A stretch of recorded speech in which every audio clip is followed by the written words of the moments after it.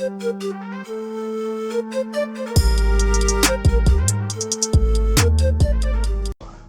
बड़ी, welcome to दर्शलम दुनिया। आज हम बहुत ही इंटरेस्टिंग टॉपिक पे बात करेंगे विच इज़ अबाउट मनी। और आज हम थोड़े क्वेश्चन डिस्कस करेंगे like can money make you happy, what is the relationship between money and happiness. कि अगर तुम्हारा बैंक बैलेंस बढ़ता जाएगा सो डज दिस मीन कि तुम्हारा जो लेवल ऑफ हैप्पीनेस है वो भी बढ़ता जाएगा। इफ़ यस तो कितने लिमिट तक वो होगा। ऐसे बहुत ही सारे इंटरेस्टिंग क्वेश्चंस को आज हम डिस्कस करेंगे इस वीडियो पे। So make sure you stick till the end of it. Video शायद से थोड़ा लंबा हो सकता है but it is very insightful और तुम्हें बहुत हेल्प करेगा। So without further due let's get started. So सबसे पहले तो हम बात करेंगे कि मनी क्यों इम्पोर्टेंट है। ठीक है, तो पहली बात तो ये कि तुमने बहुत लोगों को बोलते हुए सुना होगा कि money is not as important, कि मनी से भी बहुत इंपॉर्टेंट लाइफ में चीज़ें हैं which is correct to an extent. But you need to understand that life में कुछ बेसिक नीड्स होती है जिसके लिए मनी बहुत इंपॉर्टेंट होती है। तो जब भी कोई तुम्हें ऐसा बोलता है कि मनी से बढ़कर बहुत चीज़ है, तो yes there are things but you need to take into consideration that money is important as well and it can not be ignored. So ये जो बढ़िया सा तुम्हें पिरामिड दिख रहा है, ठीक है, बहुत से ग्रेजुएशन लेवल के स्टूडेंट्स जो होंगे वो इससे रिलेट कर सकते होंगे because this is what we call Maslow's hierarchy of needs. तुमने शायद से स्कूल या कॉलेज में पढ़ा होगा। जिन्होंने इसको नहीं पढ़ा उनको मैं ब्रीफली समझा देता हूँ ये क्या है। सो एब्राहम मास्लो करके एक साइंटिस्ट थे, ठीक है। So what he did was he created this pyramid जिसमें उन्होंने ऐसी 5 नीड्स बताई है, ठीक है, और इसको उन्होंने मोटिवेशन के साथ एसोसिएट करा है। क्रक्स में वो ये बोलना चाहते थे कि अगर तुम्हें किसी को मोटिवेट करना है तो इस पिरामिड के थ्रू तुम कर सकते हो। तो जो भी बंदा होता है कोई, ठीक है, वो एकदम बॉटम यानी सबसे नीचे से स्टार्ट करता है और एक बार मतलब उसकी नीचे की एक लेवल की नीड खत्म हो गई फिर वो स्टेप अप करता है दूसरी लेवल की नीड्स पे। एक बार वो कंप्लीट होती है उसके ऊपर वो और ऊपर जाता है। ऐसे करते करते करते वो सेल्फ एक्चुअलाइजेशन पे पहुंच जाता है which is the top. Nirvana समझ लो तुम्हें एक तरह से उसको। तो अब इन नीड्स को थोड़ा हम डिटेल में समझते हैं। लाइक सबसे बॉटम पे आती है फिजियोलॉजिकल नीड्स, इसको अपने बेसिक नीड्स भी कह सकते हैं। लाइक रोटी कपड़ा मकान, इन शॉर्ट कि जब तक तुम्हारे पास ये बेसिक चीज़ें नहीं है तब तक तुम और किस चीज़ के लिए मोटिवेट होगे, समझ रहे हो ना। तो एक बार समझो तुमने अपना रोटी पकड़ा कपड़ा मकान रिप्रोडक्शन सब एक तरह से सॉर्ट कर लिया है, ठीक है। उसके बाद तुम डेवलप हो जाते हो सेफ्टी नीड्स के ऊपर।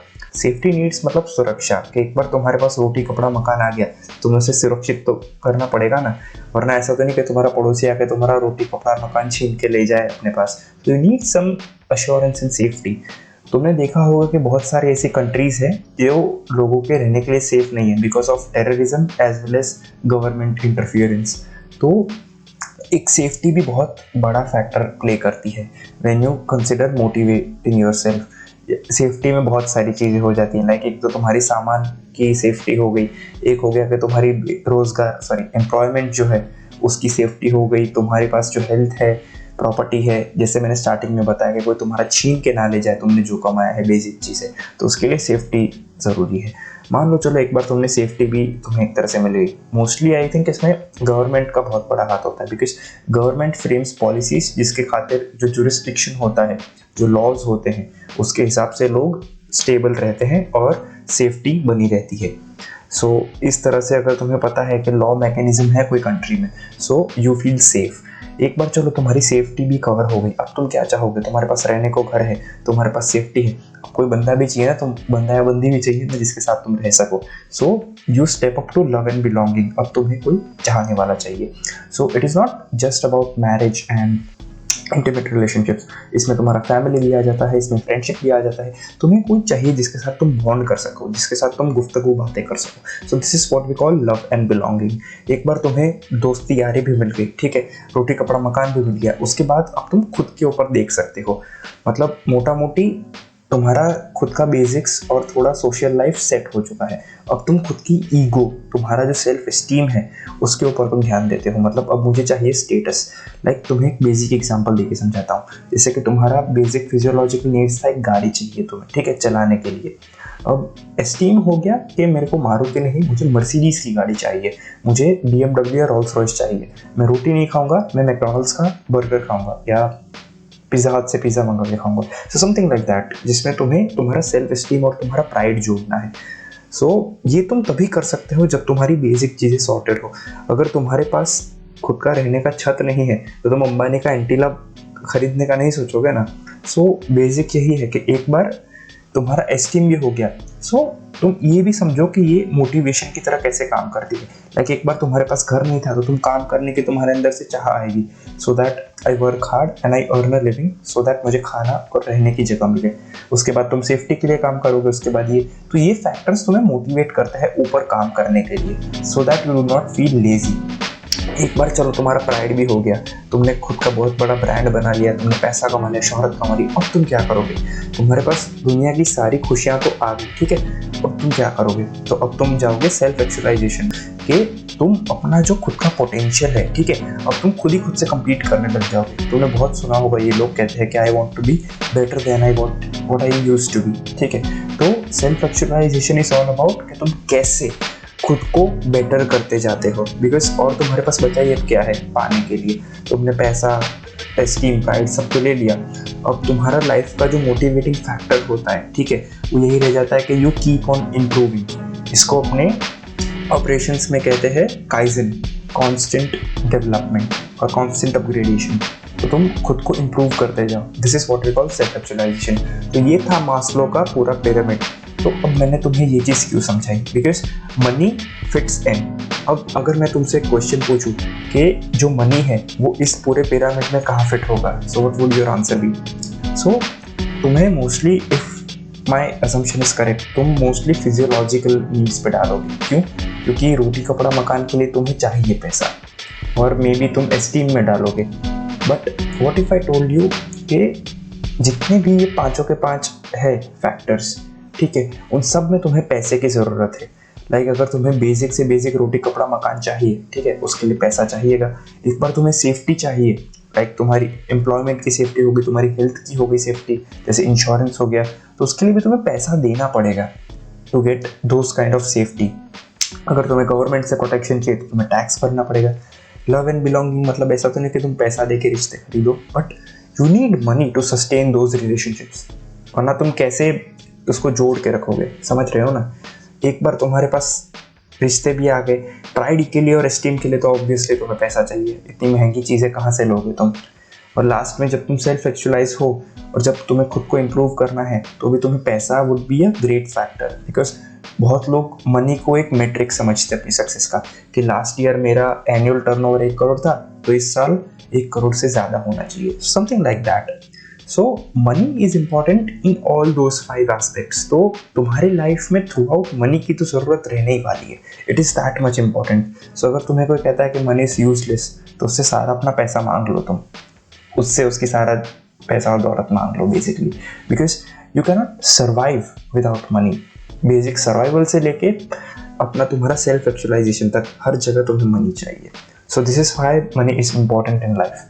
अब अपने थोड़ा डीप जाते हैं हैप्पीनेस के ऊपर। अपने मनी को डिटेल में डिस्कस कर चुके हैं, अब अपने हैप्पीनेस पे जाते हैं। So how do you define happiness? Well, here is how I define happiness. So एक होता है तुम्हारा एक्सपेक्टेशन और एक होता है तुम्हारा रियलिटी, ठीक है। तो तुम कुछ चीज़ों को एक्सपेक्ट करते हो लाइफ में कि things should go as I please और as I wish them to go, और रियलिटी होता है जो वास्तविकता में होता है। सो सपोज तुम्हें अगर मैं एग्जांपल देता हूँ, तुमने एक टेस्ट है तुम्हारा, लेट्स से मैथ्स का टेस्ट है, ठीक है, तो तुम एक्सपेक्ट कर रहे हो कि जैसे मैंने पढ़ाई करी है इतने टाइम से, जितना मेरा प्रिपरेशन है उसके हिसाब से पेपर मेरा पूरा सॉल्व हो जाना चाहिए and I should get like 90+ marks out of 100। सो ये है तुम्हारा एक्सपेक्टेशन, तुम्हारी अपेक्षा आउट ऑफ द एग्जाम। और रियलिटी है कि जब तुम पेपर देकर आते हो उसके बाद उसका क्या रिजल्ट आता है। सो तुम्हारा जो हैप्पीनेस है वो इन दो चीज़ों के बीच का जो डिफरेंस है वो डिसाइड करेगा। फॉर एग्जाम्पल, अगर तुम एक्सपेक्ट कर रहे थे कि तुम्हारे 90 से ऊपर आते और अगर तुम्हारे 99 आ जाते हैं, मतलब तुम्हारी reality was better than what you expected, तब तुम हैप्पी होगे कि सैड होगे? Obviously you would be happy. So जब तुम्हारी रियलिटी तुम्हारे एक्सपेक्टेशन से मीट करती है या तो उसे सरपास कर जाती है, ठीक है, then you would be happy. Contrarily, अगर तुम्हारी जो रियलिटी है वो तुम्हारे एक्सपेक्टेशन से कम है, सपोज तुम 90 से ऊपर एक्सपेक्ट कर रहे थे और तुम्हारा F ग्रेड आ गया, तुम फेल हो गए, so you would be unhappy. So तुम्हारी लाइफ का जो भी हैप्पीनेस है जो हैप्पीनेस मैनिफेस्टो है तुम्हारी लाइफ का, that entirely depends upon how you expect things and how does the reality portray out to be. So अब तुम मुझे इस क्वेश्चन का जवाब दो कि तुम्हारी जो एक्सपेक्टेशन है और जो तुम्हारी रियलिटी है, ठीक है, वो कौन डिसाइड करेगा? दोनों में यू आर रिस्पॉन्सिबल।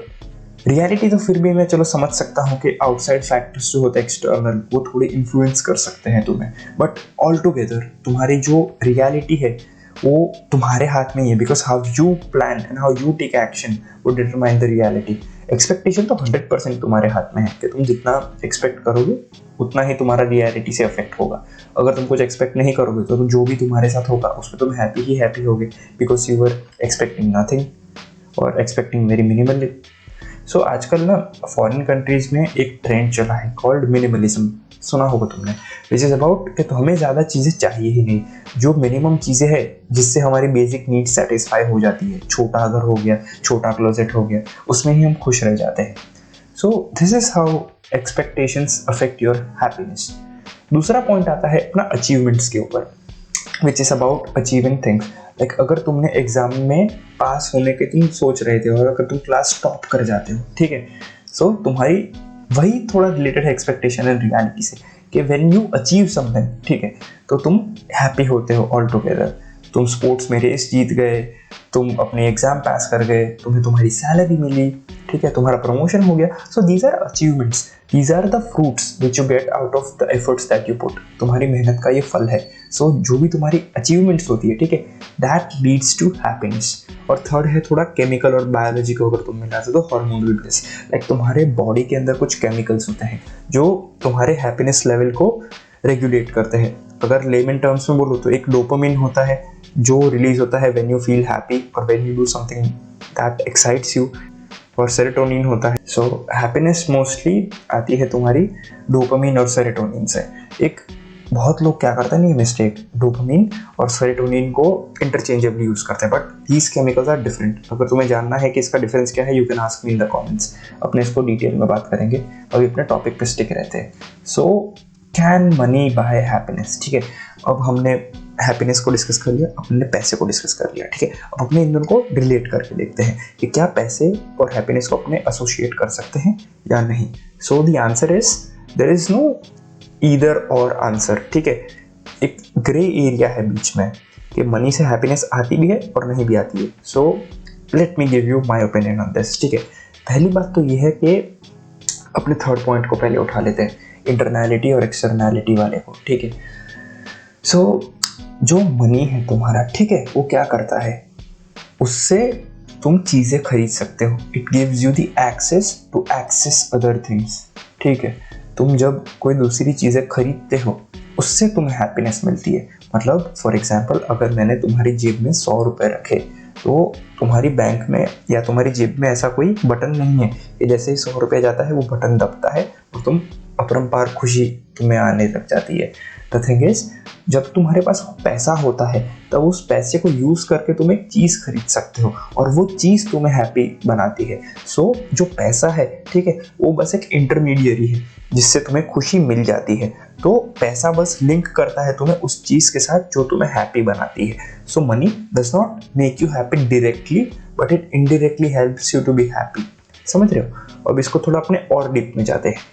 जो हैप्पीनेस है, ठीक है, जैसा मैंने तुम्हें बताया, it is about expectations meeting your reality. तो जब ये दोनों ही चीज़ें हैं, that is determined by you, कि तुम्हारा जो एक्सपेक्टेशन रियलिटी है वो तुम डिसाइड करोगे कैसा होता है। तो इसलिए I put it under the internality aspect कि वो तुम्हारे ऊपर है। और जो मनी है वो तुम्हें एक्सटर्नल चीज़ें खरीदने में हेल्प करता है, जैसे ये फ़ोन हो गया, जैसे ये माइक हो गया, जैसे कीबोर्ड हो गया, लैपटॉप हो गया जिसमें मैं रिकॉर्ड कर रहा हूँ। तो ये सब एक्सटर्नल चीज़ है जो तुम्हें मनी देता है, और हैप्पीनेस इज समथिंग इंटरनल। तो ये दोनों चीज़ें लग तो रही है तुम्हें related, but these are different, ठीक है। खुशी तुम्हारे अंदर है, पैसा तुम्हें बाहर की चीज़ें ला के देता है। सो तुम इसे साथ में क्लब नहीं कर सकते, ये दोनों रिलेटेड ज़रूर है। तो जैसा मैंने सेकंड पॉइंट में तुम्हें बताया कि मनी तुम्हें वो चीज़ें खरीद सकती है जिससे तुम्हें खुशियाँ मिले। तो एक बहुत फेमस मीम है जिसमें तुमने सुना होगा कि लोग ये क्वेश्चन पूछते हैं अक्सर कि कैन मनी बाय हैप्पीनेस। तो लोग इसको इस तरह से फ्रेम करते हैं कि मनी जो है, ठीक है, उससे तुम्हें डिज्नीलैंड की टिकट मिल सकती है, और डिज्नीलैंड में कोई दुखी ज़्यादातर होता नहीं है, सो मनी ब्रिंग्स हैप्पीनेस। इस तरह का वो सर्कुलर लॉजिक देते हैं। सो इसमें चीज़ क्या होती है, वो यही चीज़ बता रहे हैं कि मनी से तुम ऐसी चीज़ ले सकते हो जो इस एग्जाम्पल में थी डिज्नीलैंड, जिससे कि तुम्हें वो चीज़ें मिल सकती है जो तुम्हें हैप्पी बनाए। So this is what money and happiness, this is how money and happiness were related to each other. एक बार फिर से शॉर्ट में बोल दूं कि मनी तुम्हें डायरेक्टली हैप्पी नहीं बनाएगा, बट मनी तुम्हें वो चीज़ें ला कर देगा जिससे तुम्हें हैप्पीनेस मिलती है। So it is just an intermediary to get happiness. अब अपने जाते हैं पैसे के बाद, कि अब अपने ने जान लिया कि मनी से तुम्हें चीज़ें मिल सकती है जो तुम्हें खुश करे। तो कुछ लिमिट है क्या इसकी, कि मेरे पास इतना सामान आ गया तो उससे मुझे खुशी मिल जाएगी, उसके बाद अगर मैं सामान लेता भी हूँ तो मुझे खुशी नहीं मिलती। तो इसमें एक बहुत इंटरेस्टिंग एक्सपेरिमेंट हुआ था 2010 में। सो प्रिंसटन यूनिवर्सिटी ने एक एक्सपेरिमेंट करा था जिसमें उन्होंने लोगों से यही आज तक पूछा था, और उसमें स्टडी में ये चीज़ पता चली थी कि हैप्पीनेस और वेल्थ में कोरिलेशन है जो $75 पर ईयर तक आता है। मतलब एक बार अगर तुम्हारे पास $75 पर ईयर आ जाते हैं, ठीक है, तो उसके बाद अगर तुम्हें और भी पैसा मिलता है तो तुम्हें खुशी नहीं मिलती। जब तक तुम्हारे पास $75,000 नहीं आते पर साल की इनकम, ठीक है, तब तक तुम्हें लगता है कि ज़्यादा पैसा होगा तो मुझे खुशी मिलेगी, खुशी मिलेगी, खुशी मिलेगी। बट एक बार तुम ये थ्रेशोल्ड कंप्लीट कर लेते हो, उसके बाद जितना भी आता है, so you become indifferent to it. इसको अपने इकोनॉमिक्स के टर्म में अगर तुम बोलो तो this is point of indifference, के इसके बाद से तुम्हें फ़र्क ही नहीं पड़ता, आए तो आए, क्योंकि तुम इतना स्पेंड ही नहीं कर पाओगे। या मतलब ये होता है कि अब तुम्हारी जितनी भी नीड्स वगैरह है वो 75,000 में डॉलर्स में हो जाती है सेटिस्फाइड। सो इससे बाद तुम्हारी खुशियाँ तो नहीं होती। बट इसमें अब एक कैवेट है कि अगर इससे नीचे तुम्हारा इनकम हुआ $75,000 से, तो तुम्हारे एक्सपेक्टेशन नहीं मीट हुआ और उससे दुख ज़रूर होगा।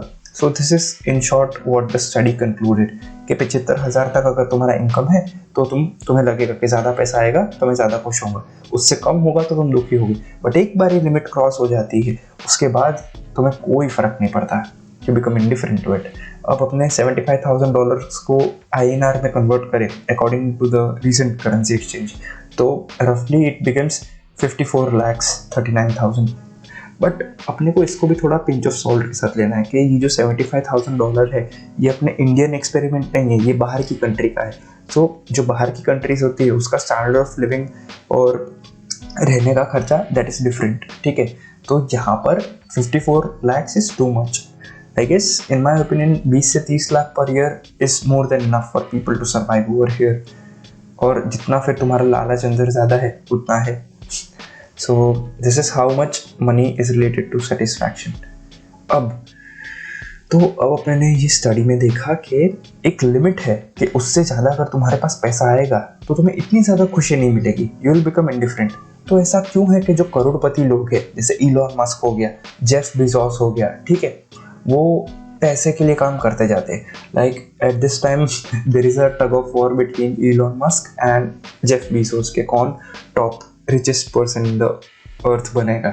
सो द थिंग इज, तुमने कभी सोचा है क्या कि अगर इन लोग के पास इतना रुपया आ गया है अभी के टाइम पे, जिससे वो अपना और अपनी पीढ़ियों का, पुश्तों का जितना भी खर्चा है वो इजीली निकाल सकते हैं, तो क्यों रोज़ उठ के इतनी मेहनत करने जाते हैं? क्यों ही ना वो रिटायर हो जाए और अपना लाइफ आराम से जिए? बिकॉज लेट्स फेस इट, किसको इतना काम में मज़ा आता है मेहनत करने में?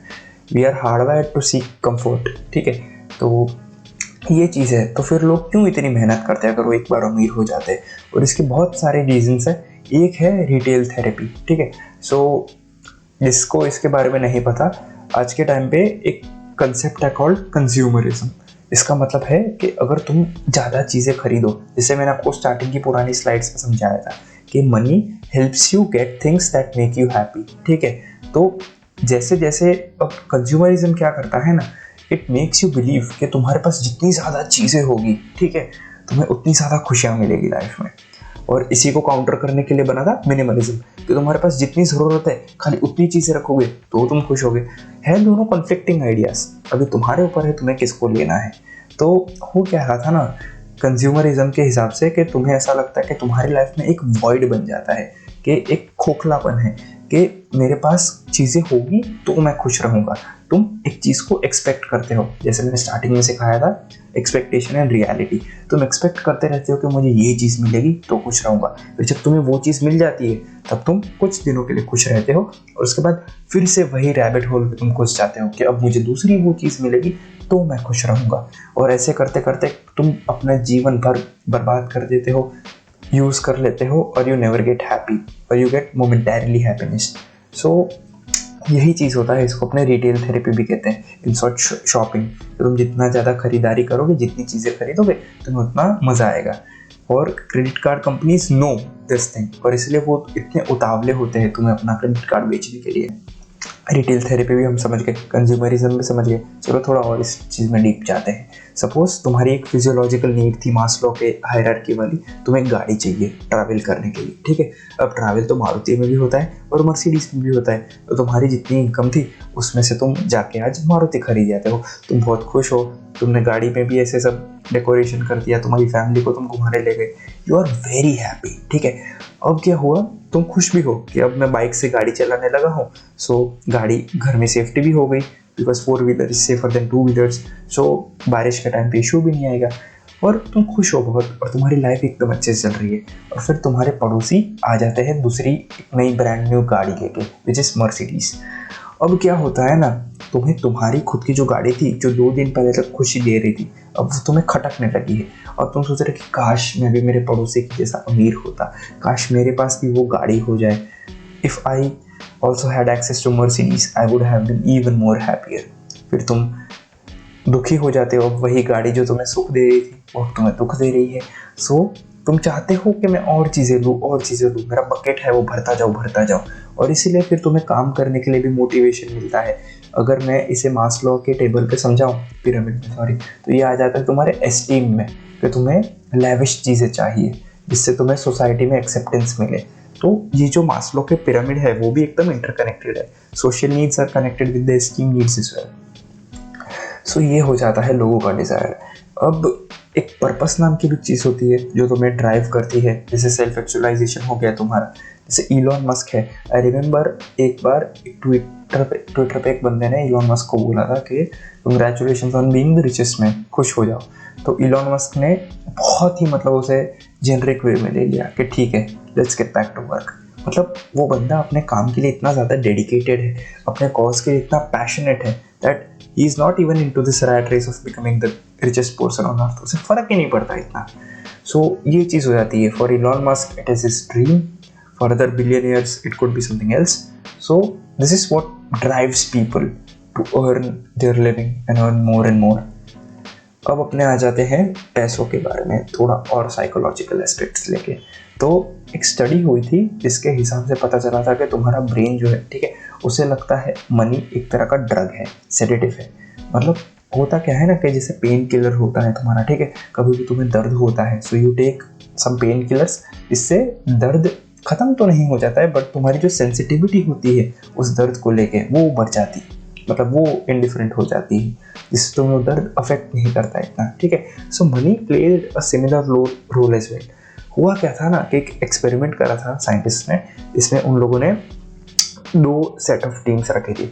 एक टीम तो थी वो ऐसे ही थे, पेपर को वो रोल कर रहे थे, मतलब पेपर को काउंट कर रहे थे, और दूसरी जो टीम थी वो पैसों को ऐसे काउंट कर रहे थे, ठीक है। तो ये हो गया। अब उसके बाद उन्होंने थोड़े टाइम के बाद क्या करा, जो दोनों टीम्स थी, एक थी जो पेपर को काउंट कर रही थी और एक थी जो पैसे को काउंट कर रही थी लाइव, तो दोनों को एक कंटेनर के पास भेज दिया जहाँ गर्म पानी था 50 डिग्री सेल्सियस का। दोनों को बोला कि अपना हाथ इसमें डुबो। तो जो पेपर को काउंट कर रहे थे, ठीक है, उन्हें पानी गर्म लगा, वेरएस जो लोग पैसे को काउंट कर रहे थे, ठीक है, उन्हें पानी इतना गर्म नहीं लगा। सो जो उनकी सेंसिटिविटी थी वो पानी के प्रति कम हो गई थी। So the thing is, as I suggested, your brain thinks money is a drug. जब तुम पैसे को काउंट कर रहे थे तो वो तुम्हें इतना प्लेजर दे रहा था, तुम्हें एक तरह से सेडेटिव की तरह यूज हो रहा था, वो एक तरह से पेन किलर बन गया था। ये जो गर्म पानी था वो भी तुम्हें इतना इफेक्ट नहीं कर रहा था। So this is how money affects your psychology aspects as well. और एक रिसर्चर है who also said that we think money works as a substitute for another pain buffer, love। लोगों को ऐसा लगता है कि if I do not have a companion, तो अगर मैं ज़्यादा पैसा कमाऊँगा, so I will be able to impress those people जिनको मैं इम्प्रेस करना चाहता हूँ. सो पीपल थिंक कि मनी इज अ सब्स्टिट्यूट और a mechanism to access love is well. समझ रहे हो? क्योंकि एक अपनी वो भी नीड थी, मास्लो ने बताया था, अ नीड टू, थर्ड वाली, feel belonged to a cause और सम पीपल.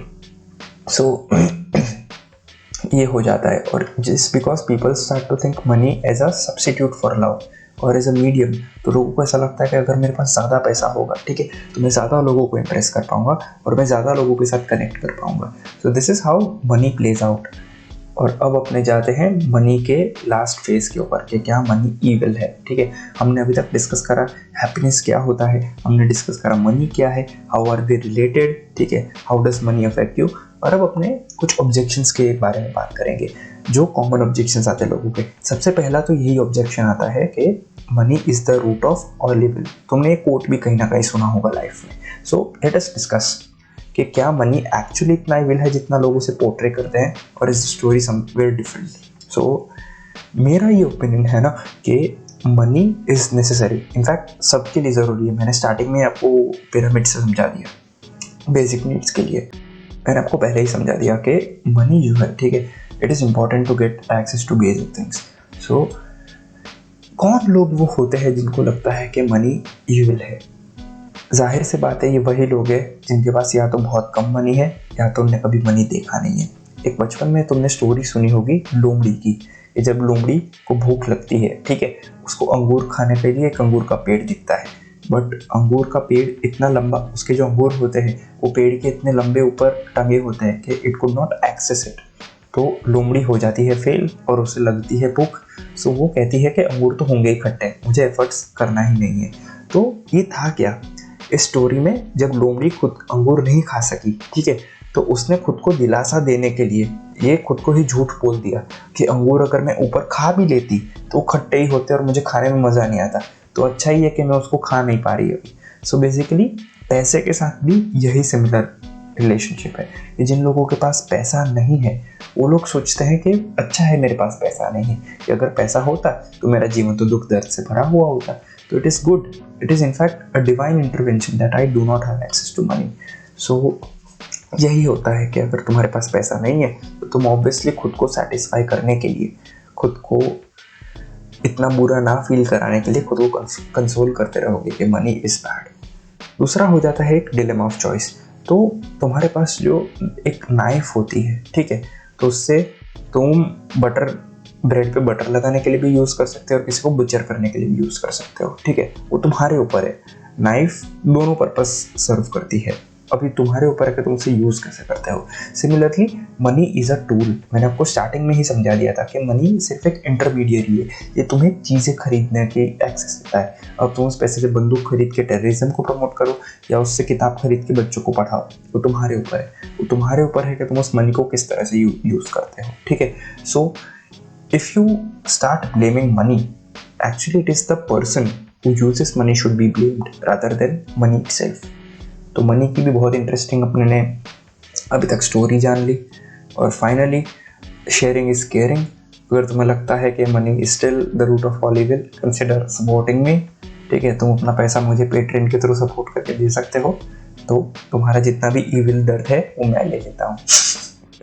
Jokes aside, अगर if you thoroughly enjoyed my efforts and my work, then please consider supporting me through Patreon. It would help me get better access to resources, जिससे मैं और ज़्यादा तुम्हारे लिए अच्छे quality videos ला पाऊँगा, and as well as it would incentivize me to devote more time for this endeavor of mine. So काफ़ी लंबा वीडियो बन गया. I hope you enjoyed so far. और अभी तक तुम देख रहे हो तो PAT yourself on the back, क्योंकि आज के टाइम पे लोगों का इतना अटेंशन स्पैन है ही नहीं इतना लंबा वीडियो एक साथ देख सके. प्लस मैं इतने हाईटेक एनिमेशंस भी नहीं कर रहा जिससे तुम्हारा ध्यान मेरे ऊपर कांस्टेंट रहता रहे. मैं सिर्फ बोले ही जा रहा हूँ तुमसे और ये सिंपल स्लाइड्स है बस सपोर्ट करने के लिए. So that's it. I hope you learn something new. अगर तुम्हें कुछ नया सीखने मिला तो तुम कॉमेंट करके बता सकते हो, और तुम मुझे ये बता दो तो कितना रुपया है जो तुम सोचते हो कि मेरे पास इतना आ जाएगा. So I will be happy forever. I will be waiting to read your comments. Once again thank you so much for your love and support. I will see you soon. Hopefully अगला जो video होगा it would be an evolution of money. ठीक है, it would be about Bitcoin, क्योंकि आजकल वो बहुत demand में भी है. तो let us dissect Bitcoin as well in another video soon. So yeah, that's it. Take care and I'll see you soon. Bye bye, friends.